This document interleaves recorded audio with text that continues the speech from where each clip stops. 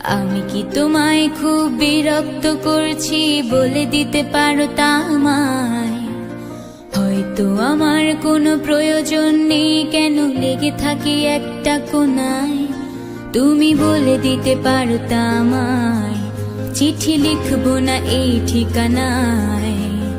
আমারও তো মন ভাঙে, চোখে জল আসে, আর অভিমান আমারও তো হয়, অভিমান আমারও তো হয়।